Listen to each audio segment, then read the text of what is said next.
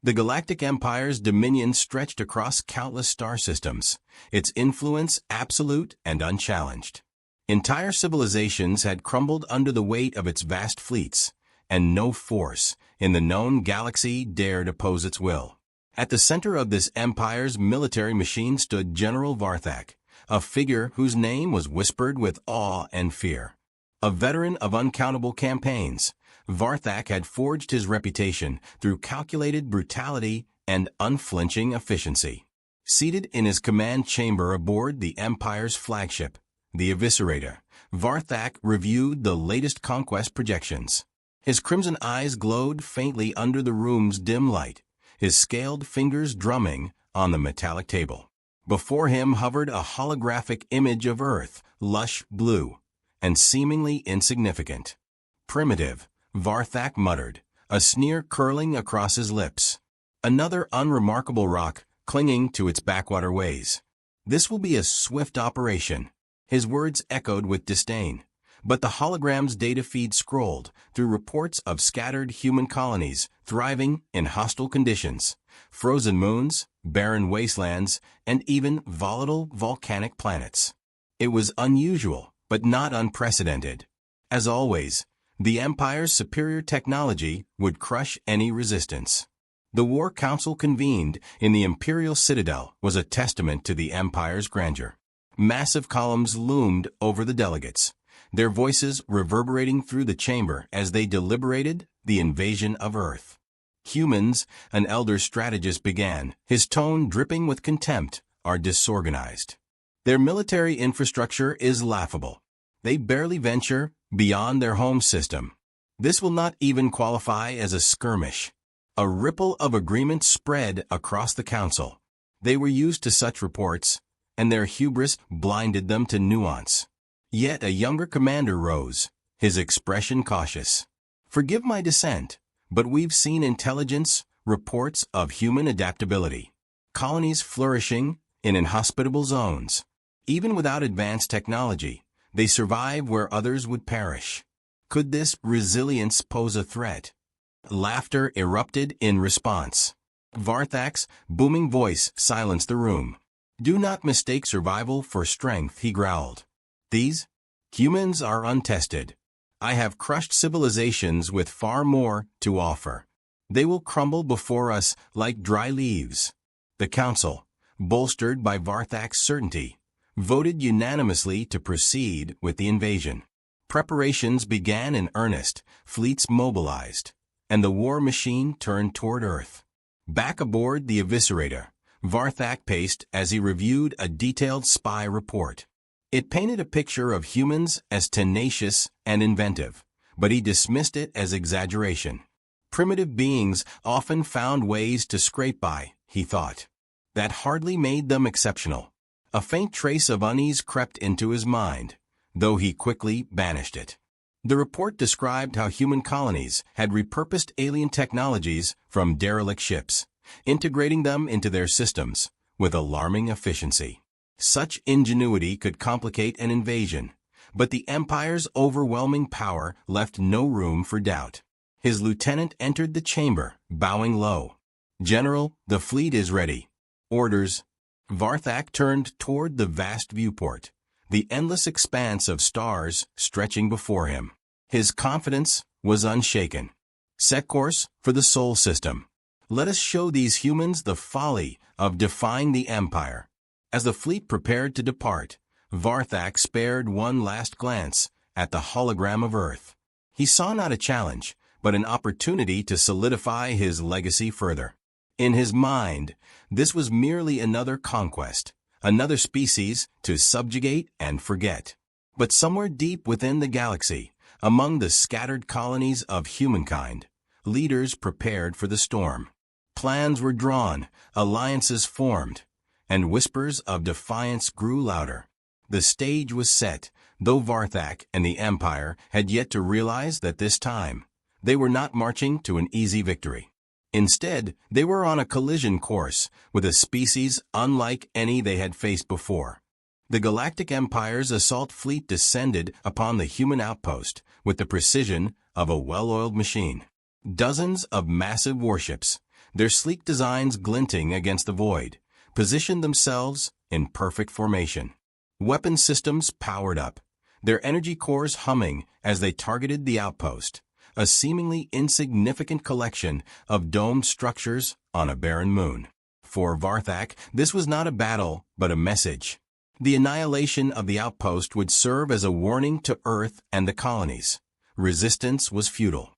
"Begin the assault," Varthak commanded, his voice calm and authoritative. He stood at the helm of the Eviscerator, his eyes fixed on the outpost's holographic display.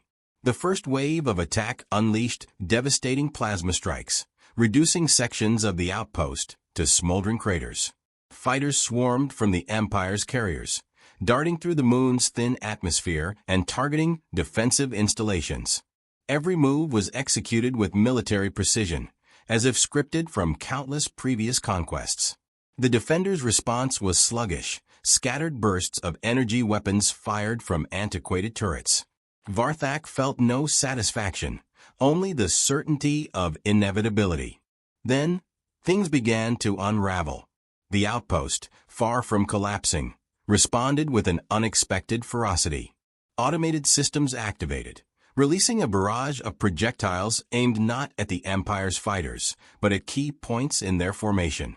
Mines hidden beneath the moon's surface erupted, shredding squads of incoming ground troops.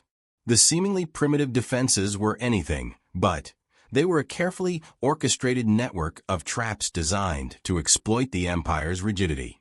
"Countermeasures deployed," reported one of Varthak's officers. "Minimal impact on our forces."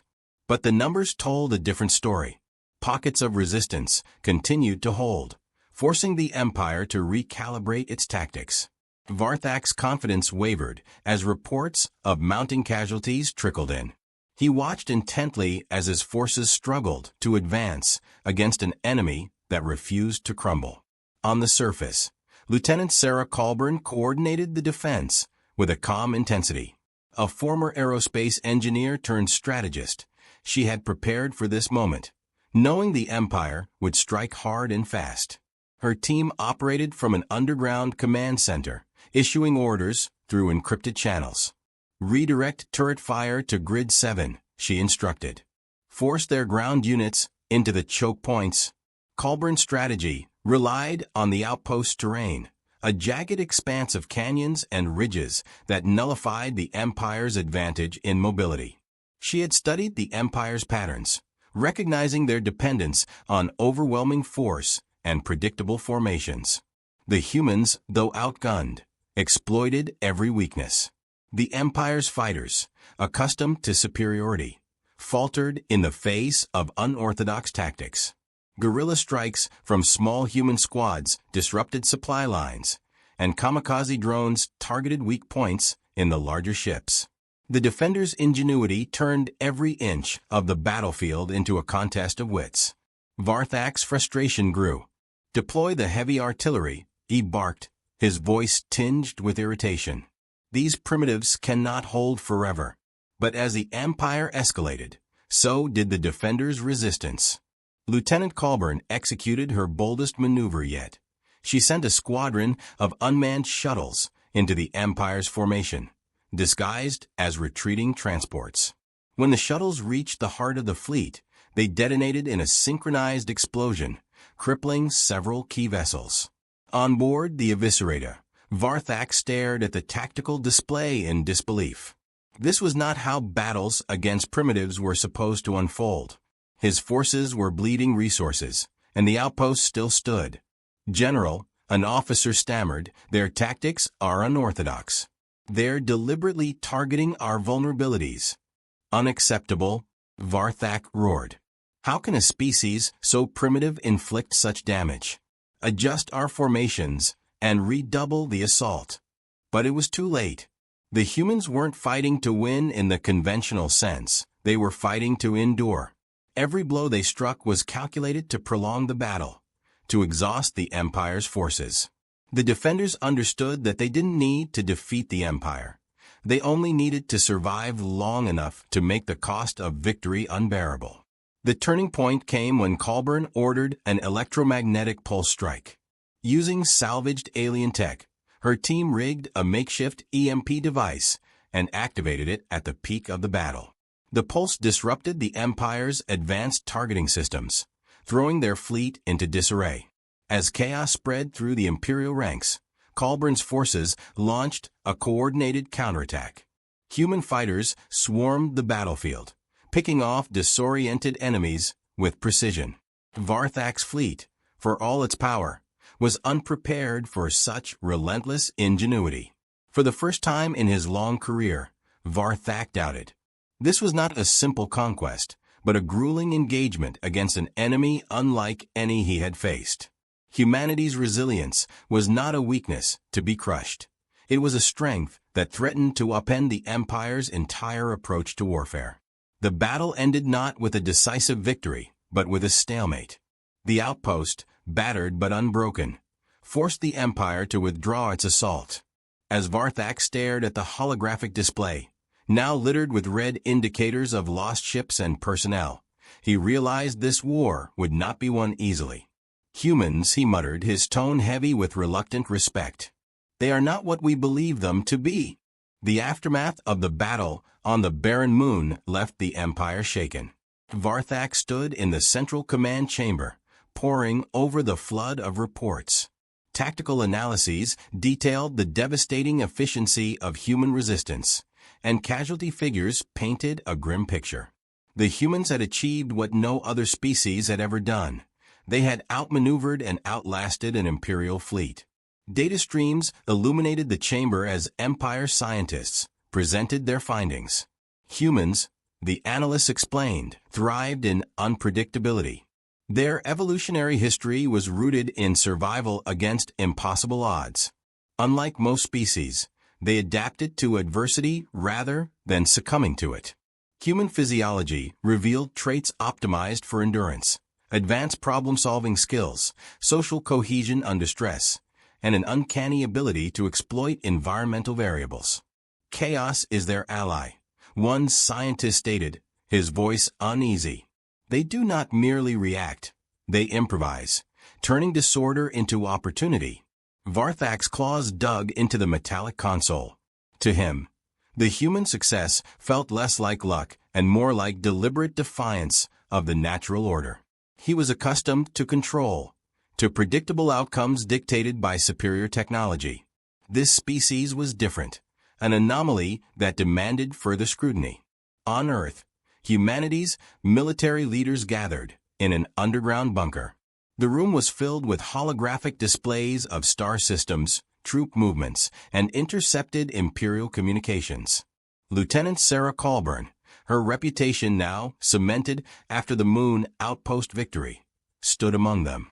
Her voice carried the weight of determination as she outlined the next phase of their strategy.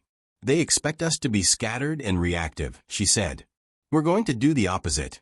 Adaptation isn't just our strength, it's our weapon. We won't meet them on their terms. We'll redefine the battlefield itself. The humans' approach was unconventional. They scavenged technology from previous encounters with the Empire, reverse engineering components to create hybridized weapons and defenses.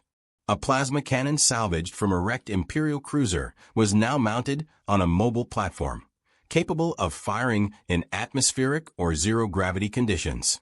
Energy shields designed for Empire dreadnoughts were repurposed to protect ground installations. Human engineers, unbound by rigid doctrines, tinkered endlessly, merging alien tech with their own innovations. Each modification carried the distinct mark of human ingenuity, efficiency born from necessity. Meanwhile, human leaders knew they couldn't rely solely on physical defenses. They launched a psychological campaign designed to sow doubt within the Empire's ranks. Broadcasts of the Moon outpost's victory were transmitted through encrypted channels, reaching subjugated species and even Imperial soldiers. Carefully edited footage showed human fighters overcoming insurmountable odds, their courage and resourcefulness on full display. Rumors spread like wildfire. Empire troops began to question their invincibility. Stories of human cunning, some exaggerated, others entirely fabricated, circulated within the lower ranks. It was said humans could hack imperial systems with scraps of wire or turn discarded debris into devastating weapons. Paranoia crept into the hearts of even the most seasoned soldiers. Desertions followed, small at first, then in alarming numbers. Entire squads abandoned their posts, unwilling to face the ghosts of Earth. The psychological toll of fighting an enemy that seemed to thrive in chaos was unlike anything the Empire had faced. Varthak's frustration boiled over. He slammed his fist onto the console, silencing his officers mid-report. "Enough of this nonsense," he snarled. "They are flesh and bone, no different from any other species we've crushed. Their tactics are nothing but desperation dressed as brilliance." But his words rang hollow. The once unwavering loyalty of his fleet was eroding. Varthak knew the humans were playing a longer game, one he was struggling to counter. In a quiet corner of the galaxy, a message reached a once subjugated species, the Terran, who had long lived under the Empire's iron rule. The humans' defiance had not gone unnoticed. To the Terran, humanity represented a spark of hope, a chance to resist the Empire's tyranny. A delegation of Terran leaders met in secret, weighing the risks of rebellion. Ultimately, they decided to act. Using their expertise in information networks, they began feeding intelligence to the humans, fleet movements, supply routes, vulnerabilities within the Empire's infrastructure. For humanity, this alliance was a lifeline. The Terrans' knowledge allowed them to strike more precisely, turning even small skirmishes into devastating blows against the Empire. The partnership also demonstrated humanity's greatest strength, the ability to unite disparate factions against a common enemy. The collaboration deepened. Terran engineers worked alongside human scientists, combining their advanced neural tech with humanity's creative problem-solving. The result was a breakthrough, a neural interface that allowed human pilots to control hybridized fighter ships with unmatched precision. Varthak, now besieged on multiple fronts, could no longer ignore the reality. The humans weren't just survivors. They were architects of their own destiny.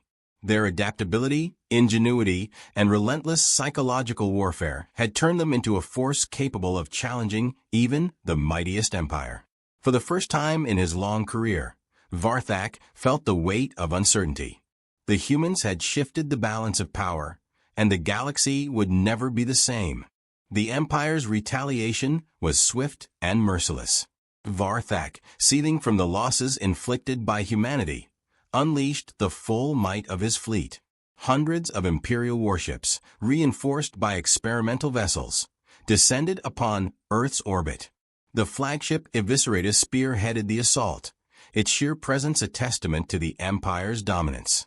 This was no surgical strike. It was a declaration of absolute power. The Empire's fleets deployed an arsenal of experimental weapons, including the devastating gravitar pulse cannon. When activated, the cannon fired a concentrated gravitational wave that tore through Earth's orbital defenses like paper. Satellites shattered into debris, space stations crumbled, and vital communication networks went dark. Varthak watched the destruction unfold from his command deck, a grim satisfaction settling over him. "Let them adapt to this," he muttered. Earth's surface bore the brunt of the assault. Cities were leveled, and defensive installations were obliterated with pinpoint precision. Yet, despite the overwhelming devastation, humanity did not falter. Leaders rallied their forces from underground bunkers, issuing orders through remaining secure channels. Lieutenant Sarah Colburn took command of Earth's defense grid, her voice steady amid the chaos. "We can't win through brute force. Every second we hold the line buys time for our allies and gives us a chance to strike back." Across the globe, humanity mobilized. Civilians worked alongside soldiers, repairing damaged systems and transporting supplies to critical zones. Entire cities sacrificed their power grids to divert energy to the planetary shields, knowing it would leave them defenseless. In every corner, Sacrifices were made, not out of desperation, but out of an unyielding determination to survive. Amid the chaos, moments of heroism emerged. A volunteer rescue team in New London dug survivors out from the rubble of a collapsed bunker, their actions captured in broadcasts that inspired hope. In the skies above North America, a squadron of aging fighter jets, retrofitted with alien tech, launched a daring assault on an Imperial destroyer, managing to disable its weapons systems before being vaporized. These acts of defiance were not enough to turn the tide, but they reinforced humanity's spirit. They were not merely fighting for survival, they were fighting for each other. As Earth's defenses crumbled, Lieutenant Colburn proposed a desperate plan, an infiltration mission to disable the Eviscerator. She outlined the plan to a hand-picked team of operatives, humans and their Terran allies. This isn't just about taking out their flagship, Colburn explained. It's about breaking their coordination. Without it, their fleet is vulnerable. The mission was a gamble. The team, equipped with hybridized gear, launched in cloaked shuttles, using the cover of orbital debris to approach the Eviscerator. Their target was the ship's central command systems, a heavily fortified node deep within its hull. As the team infiltrated the ship, Varthak was alerted to their presence. He initially dismissed the incursion as insignificant, another desperate move from a failing enemy. But when critical systems began failing, navigation, targeting, and communications, his confidence faltered. The operatives fought their way through the ship, their actions a testament to humanity's resilience and ingenuity. The Terran operatives used their neural interfaces to disable automated defenses, while the human operatives, relying on instinct and improvisation, neutralized guards and hacked into the core systems. Varthak monitored the chaos from the bridge. He realized with growing unease that this was no ordinary raid. It was a coordinated assault with a singular purpose: to cripple his flagship. For the first time, he saw the humans not as disorganized primitives, but as resourceful, relentless survivors who refused to accept defeat. The infiltration team succeeded, detonating a pulse device that fried the Eviscerator's command systems. The ship, once the symbol of the Empire's invincibility, was rendered adrift, its crew scrambling to regain control. On Earth, Colburn seized the opportunity. With the Eviscerator incapacitated, she ordered a counterattack using the debris from the orbital bombardment.